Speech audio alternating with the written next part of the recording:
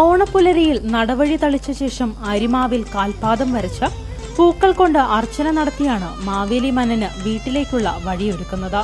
മുറ്റത്ത് അത്തപ്പൂക്കളം ഒരുക്കി ഒപ്പം ഇലയടയും വെക്കും. ഉപ്പ് ചേർക്കാതെ അരിപ്പൊടിയും ശർക്കരയും തേങ്ങാപ്പീരയും ചേർത്തുണ്ടാക്കിയ അടയാണ് തയ്യാറാക്കുക.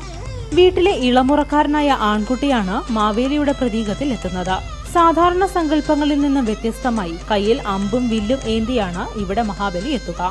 കുടുംബാംഗങ്ങൾ ചേർന്ന് മാവേലി തമ്പുരാനെ കുരവയിട്ടും ആർപ്പ് വിളിച്ചും സ്വീകരിക്കും.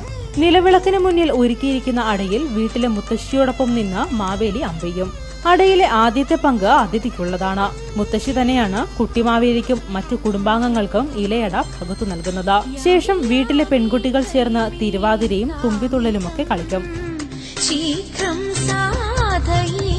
മധ്യ തിരുവിതാംകൂറിലെ ഓണാട്ടുകരയിലും കുട്ടനാട്ടിലും കണ്ടുവരുന്ന ഈ ആചാരം പുതുതലമുറയ്ക്കൊരു വേറിട്ട കാഴ്ചയാണ്. ക്യാമറാമാൻ സജിത്തിനൊപ്പം സിതാര സുധകുമാർ, ഇന്ത്യ വിഷൻ, ആലപ്പുഴ.